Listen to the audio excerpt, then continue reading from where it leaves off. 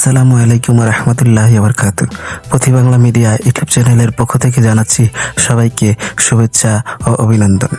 আজকের ব্লগটি হচ্ছে চাঁদপুর হরিণা ফেরিঘাট এবং তার বিপরীত পারে চর ফতেহ জঙ্গপুরের কিছু সুন্দর দৃশ্য নিয়ে এবং সেখানকার খুঁটিনাটি বিষয় নিয়ে। তো চলুন শুরু করা যাক। কথা আছে ইলিশের বাড়ি চাঁদপুর। আজকে দেখানোর চেষ্টা করব চাঁদপুর জেলার ইলিশের বাড়ি, আর দেখাবো কিভাবে এখানকার মানুষেরা জীবিকা নির্বাহ করে থাকে। এখানের অধিকাংশ মানুষই জীবিকা নির্বাহ করে এই নদীতে মাছ ধরে। আজকে আমরা চলে যাব এই নদীর ওই পার। এই নদীটা পার হতে সময় লাগে 1.5 ঘন্টা থেকে 1 ঘন্টা প্লাস। এই নদীটা পার হতে 2টা ওয়ে আছে, একটা হচ্ছে ফেরিতে পার হওয়া এবং অন্যটি হচ্ছে এই ট্রলারে। ট্রলারে জনপ্রতি 100 টাকা নেয় এবং ফেরিতে জনপ্রতি নেয় হচ্ছে 20 টাকা। এবং এখান দিয়ে যাওয়ার সময় আমি চাঁদাবাজের কবলে পড়েছিলাম, সেখানে দিতে হয়েছে 10 টাকা। দেখতে পাচ্ছেন হরিণা ফেরিঘাটের অপরূপ সৌন্দর্য। এখান দিয়ে সুন্দর একটা কাঠের সাঁকো দেখতে পাচ্ছেন। তা আমরা ধীরে ধীরে চলে যাচ্ছি ফেরিঘাটের দিকে। আমরা ওইখানে ফেরি থামে, ওই ফেরি দিয়ে চলে যাব এই নদীর ওই পার। তবে বলে রাখি ওই পারে কেন যাচ্ছি। ওই পারে যে জায়গাটাতে আমরা যাচ্ছি সেই জায়গাটার নাম হচ্ছে চর ফতেহ জঙ্গপুর। সেই জায়গাটা মরিচের জন্য বিখ্যাত। খুব অল্প দামে অনেক অনেক মরিচ কিনতে পাওয়া যায়। সেখানে প্রতি সপ্তাহে একটি হাট বসে। বিশাল বিশাল পাহাড়ের মতো উঁচু করে মরিচ বিক্রি হয়। মরিচ একেবারে কম দামে এখানে পাওয়া যায়। তো আমরা ফেরি এখনো ঘাটে আসে নাই বলে আমরা এখানে একটু হাঁটাচলা করতেছি এবং আশেপাশের দৃশ্যগুলো দেখানোর চেষ্টা করতেছি। দেখতে পাচ্ছেন বাচ্চারা, ছেলেরা, এত বড় নদী। আমরা শহরে ছোট নদীতেই নামতে ভয় পাই, কিন্তু এখানে দেখতে পাচ্ছেন এত বড় নদীতে অনেক অনেক ছেলেপুলে লাফালাফি করতেছে, ফেরি থেকে লাফ দেয়। তা আমরা এখন কাছাকাছি চলে যাব, দেখানোর চেষ্টা করব কতটুকু সাহস নিয়ে ছেলেরা এখানে লাফালাফি করে। ইতিমধ্যে কথা বলতে বলতে ফেরি চলে আসছে। তো আপনারা দেখতে পাচ্ছেন ফেরিতে গাড়ি উঠতেছে। এখানে অনেক অনেক গাড়ি নিয়ে একটা ফেরি এপার থেকে ওই পারে চলে যায়। দৃশ্যটা খুবই সুন্দর। আমি এই জায়গাটাতে অনেকবার এসেছিলাম। এই জায়গাটা আসলে আমার মনের মতো। এই জায়গাটা আমার খুবই পছন্দের একটি জায়গা এবং যেখানে যাচ্ছি সেই জায়গাটা আমার খুব প্রিয় একটি জায়গা।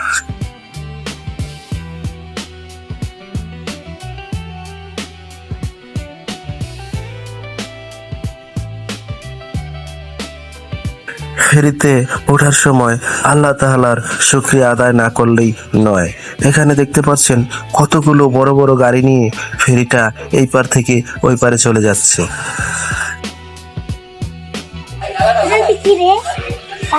এই হচ্ছে একটা বয়া, যেটাকে বলে এখানে একটা আছে গোল, এখানে আছে একটু লম্বা। এটা হচ্ছে পানি মাপার একটা যন্ত্র। এটা দিয়ে পানি মাপ করে এখানে কতটুকু পানি আছে, ফেরি কতটুকু দূরত্বে যাবে সেটা মাপ নির্ধারণ করা হয় এটা দিয়ে।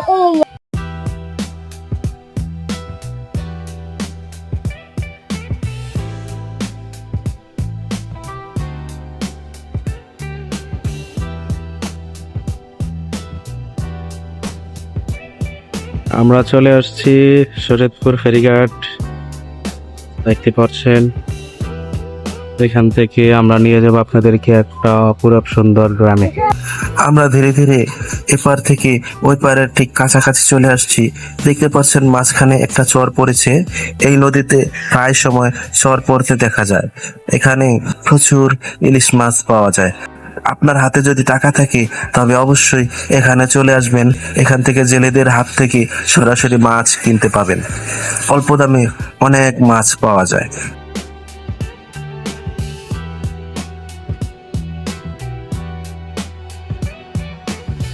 ওই যে লঞ্চ আসতেছে মুন্সিগঞ্জ থেকে, সদরঘাট থেকে লঞ্চটা ছাড়া হয়। দীর্ঘ প্রায় 45 মিনিট অপেক্ষার পর আমরা চলে আসছি সেই সুন্দরতম গ্রামে। দেখতে পাচ্ছেন, আমরা দেখানোর চেষ্টা করতেছি এখানে অনেক বড় বড় মাঠ এবং চাষের জমি। এই চাষের জমিগুলোতে সম্পূর্ণটাই এই সিজনে কাঁচামরিচের চাষ হয়। আমরা আলুর বাজার এলাকায় যাব, কিন্তু অটোওয়ালা আমাদেরকে বলল, আসলে ভাই আলুর বাজারের রাস্তাটা অনেক ভাঙা, তাই আপনাদেরকে আলুর বাজারের খুব কাছাকাছি এলাকায় নিয়ে নামাবো, যেখান থেকে হেঁটে যেতে আলুর বাজার 2 থেকে 3 মিনিট সময় লাগবে। কিন্তু আমাদেরকে এমন একটা জায়গা নামিয়ে দেওয়া হয়েছে, আমরা এই জায়গার আন্তপান্ত কিছুই চিনি না। চলে আসছি অচেনা গ্রামে, একেবারে অচেনা নির্জন জঙ্গলের মাঝখান দিয়ে হাঁটতেছি। তবে গন্তব্য আমাদের আলুর বাজার। আলুর বাজার যাচ্ছি, দেখি কোন জায়গায় কোথায় যাচ্ছি। তো মানুষের কাছ থেকে জিজ্ঞেস করতে করতে শুনলাম আলুর বাজার যেতে এখনো আধা ঘন্টারও বেশি সময় লাগবে। আমরা চলে আসলাম একটা বিপজ্জনক সাঁকোতে। এই সাঁকোতেই আমাদেরকে পার হতে হচ্ছে, কারণ এটা ছাড়া কোনো উপায় নেই। যদিও আমাদের সাঁকো পার হয়ে অভ্যাস নেই, কিন্তু এই বিপদ দিয়ে আমরা চলে যাচ্ছি।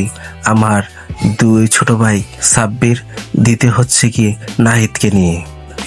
দেখতে পাচ্ছেন সাব্বির সবার আগে আছে এবং লাস্ট মাঝখানের লোকটাকে চিনি না, লাস্টে আছে আমার ছোট ভাই নাহিদ। খুব বিপজ্জনক সাঁকোটা। ধীরে ধীরে এগোনোর চেষ্টা করতেছি। এখানের মানুষ ব্রিজের অভাবে এই বিপজ্জনক সাঁকো দিয়ে এখান থেকে ওখানে পার হয়, এপার থেকে ওপারে যায়। গ্রামের মানুষ আসলে বিপদে পড়ে এসব রাস্তা দিয়ে চলাচল করে অভ্যস্ত।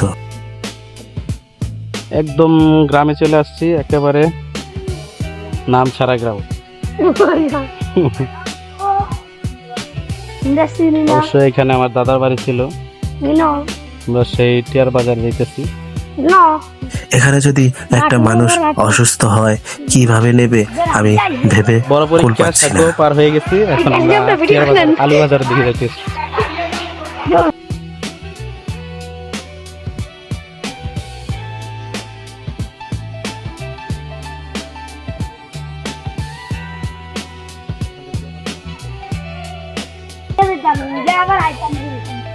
আসলে যেখানে আসছি এখনো চিনতে পারতেছি না আসলে আমরা কোথায়।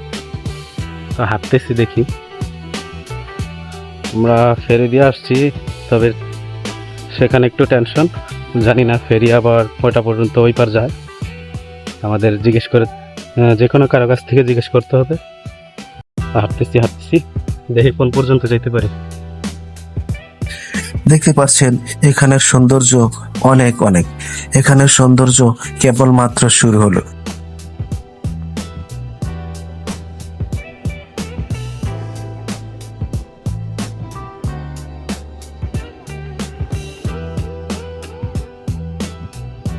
অটোওয়ালা আমাদেরকে অনেক দূরে নামিয়ে দিয়েছে, কিন্তু আমি অনেক খুশি, কারণ এরকম অপরূপ দৃশ্য ওখান দিয়ে আসলে হয়তো দেখতে পেতাম না। দেখতে পাচ্ছেন এখানের দৃশ্য সুন্দরবনকেও হার মানিয়ে দিয়েছে।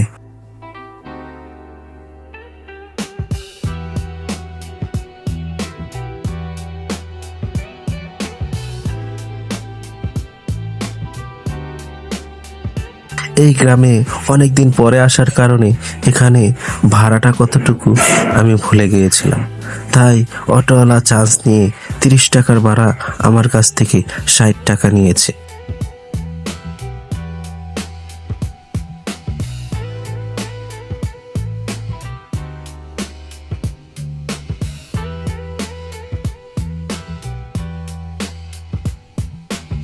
এখানের বাজারের যে দৃশ্যগুলো দেখতে পাচ্ছেন, আসলে গ্রামের বাজারগুলো এমনই হয়ে থাকে। তো আমরা হাঁটতে হাঁটতে মানুষের কাছ থেকে জিজ্ঞেস করতে করতে অবশেষে টাকার বাজার এলাকায় চলে আসছি। দৃষ্টি রাখুন পরিবেশের অপরূপ সৌন্দর্যের স্থানগুলোর দিকে।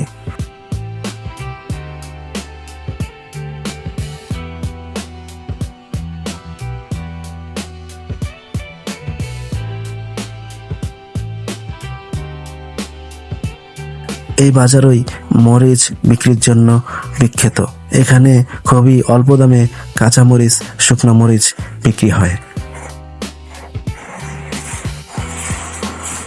এই বাজারটা বিশাল বড় ছিল। ওই পাশ দিয়ে দেখতে পাচ্ছেন, এইখানে ডান দিকে যেই স্থান দেখাচ্ছি, এই ডান দিক দিয়ে অনেক দূরে এখানের পাহাড় ছিল। এখানে খাল, ওই যে দেখতে পাচ্ছেন সোজা একটা খাল আছে। এই খালটি ভেঙে এই বাজারটাকে ছোট করে দিয়েছে। এই সামনেই মরিচ রাখা হয় এবং এখানে রেখেই মরিচ স্তূপ দিয়ে, পাহাড়ের মতো স্তূপ দিয়ে বিক্রি করা হয়। এখানে দেখতে পাচ্ছেন এই বাজারের এখানের মানুষের ভূমিকম্প এবং বন্যার জন্য মানুষকে জায়গা দেওয়ার একটি স্থান। চরফাতে জঙ্গপুরের একটি নাম লেখা ফলক আমি পিছনে রেখে এসেছি। এই এলাকার ফাঁড়ি, এই এলাকার পুলিশ ফাঁড়ি। তো আমরা চলে আসলাম এখানকার এই এলাকার একেবারে শুরুর স্থান। এখন আমরা ধীরে ধীরে আলুর বাজারের দিকে চলে যাব। দেখতে পাচ্ছেন এখানের সৌন্দর্য এইমাত্র শুরু।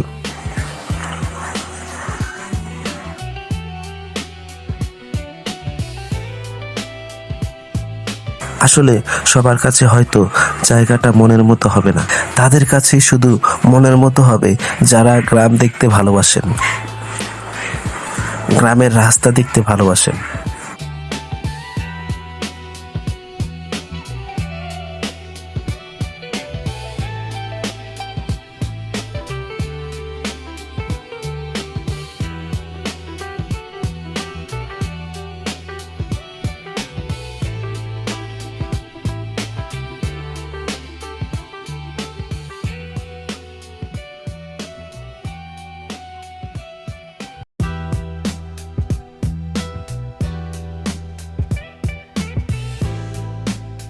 এখানে রাস্তা হলেও এই রাস্তাগুলো বেশি দিন টেকসই হয় না, রাস্তাগুলো ভেঙে যায়। কারণ এখানে খাল থেকে বাঁচানোর জন্য কোনো পদক্ষেপই নেওয়া হয়নি।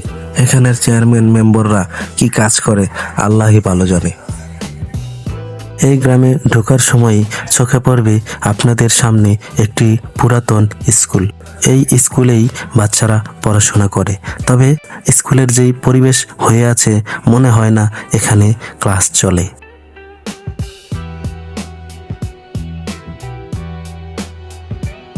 সরকারের দৃষ্টি আকর্ষণ করছি এই এলাকায় একটা সুন্দর পরিবেশ সম্মত স্কুল করে দেওয়ার জন্য।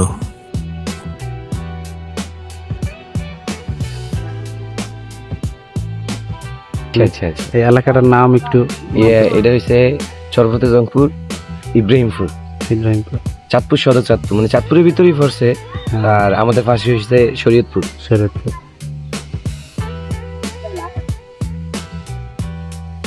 এতটুকু জায়গায় আপনি ঘুরলে দেখবেন মনটা ভরে যাবে। আশেপাশে এর চাইতে আরো অনেক সুন্দর সুন্দর জায়গা আছে। এতটুকু জায়গায় আমি ছবি তুলে দেখেছিলাম, অনেক সুন্দর ছবি আসে, অনেক সুন্দর পরিবেশ। নিজের চোখে দেখে আসলে যতটুকু স্বাদ পাবেন ডিসপ্লেতে এতটা মজা স্বাদ পাবেন না। এখানে অনেক সুন্দর সুন্দর দৃশ্য আছে। এই জায়গাটা ঘুরিয়ে দেখি চলে যাব গ্রামের ভেতরের কিছু অংশ দেখানোর জন্য। সামনে দেখবেন জেলেরা কিভাবে জাল সেলাই করে এবং মরিচ শুকানো, মরিচ তোলার কিছু দৃশ্য। আমরা অসময়ে চলে আসছি। এটা আসলে মরিচ ওঠানোর সময়ও হয় নাই এখনো, এবং বাজারের দিনও না, তাই এই এলাকার স্তূপ দিয়ে মরিচ বিক্রি করার দৃশ্য দেখাতে পারলাম না। কিছু কিছু মরিচ উঠেছে, তা শুকিয়ে তারা নিজেরাই খাবে, তাই এই এলাকার মানুষ নিজেদের জন্য কিছু মরিচ শুকাতে দিয়েছে। এই এলাকার মানুষ অনেক আত্মীয় পরায়ণ এবং মানুষকে আন্তরিকভাবে ডাকে। তো ওনারা আমাদেরকে অনেকবার বলেছিল যে খাবার খেয়ে যেতে, বাসায় চায় আসতে, কিন্তু আমরা যাই নাই। তো ওনাদেরকে ছোট করে একটু জাল সেলানোর ভিডিও করে নিলাম, এবং ওনারা এই কাজই সবসময় করে। ওনারা হচ্ছে জেলে নদীতে মাছ ধরে, এই অভিযান, তাই ওনাদের জালগুলো সেরে নিচ্ছে। ওনাদের সাথে কিছু ভালো মন্দ কথা বলে আমরা ওখান থেকে ধীরে ধীরে বিদায় নেওয়ার প্রস্তুতি নিচ্ছি। আমরা এখান থেকে চলে যাব, কারণ সন্ধ্যা ঘনিয়ে আসলে আমাদের যেতে কষ্ট হবে, যেহেতু আমি ছোট ছোট দুজনকে নিয়ে আসছি। তাই আমরা আশপাশটা দেখিয়ে এখনই চলে যাব। দৃশ্যটা হচ্ছে গ্রামের ভেতরের দৃশ্য, এখানে আমরা দেখিয়ে চলে যাব আপনাদেরকে।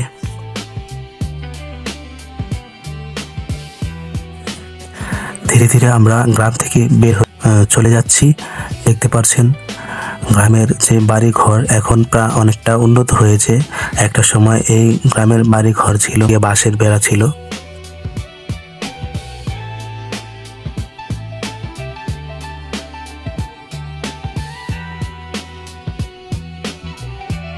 তো ধীরে ধীরে গ্রামের দৃশ্যগুলো দেখাতে দেখাতে গ্রাম থেকে বের হয়ে চলে যাচ্ছি।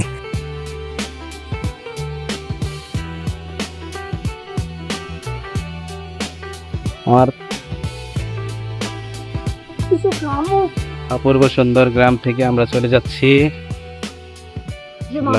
সেই স্কুলের পাশ দিয়ে চলে যাচ্ছি।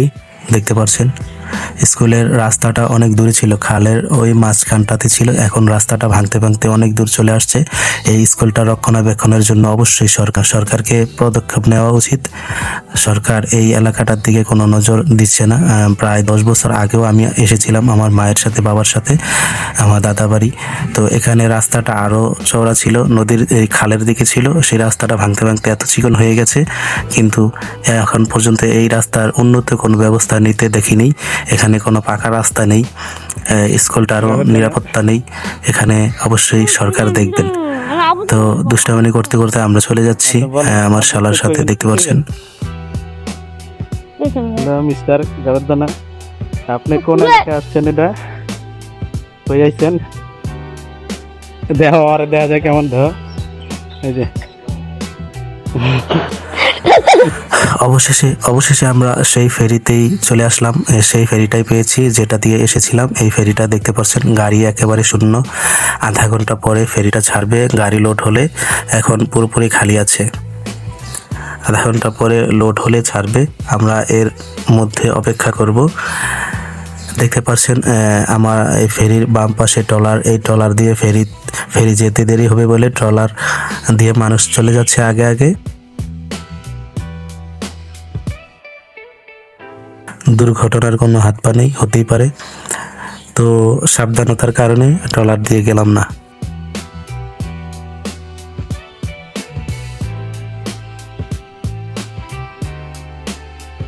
আজকের ব্লগ থেকে বিদায় নিচ্ছি এখানেই। ভালো থাকবেন, সুস্থ থাকবেন, সাবস্ক্রাইব করবেন, এবং স্পন্সর চ্যানেলগুলো দেখতে পাচ্ছেন, এই চ্যানেলগুলোকেও সাবস্ক্রাইব করে রাখবেন। ধন্যবাদ। আসসালামু আলাইকুম রহমতুল্লাহ।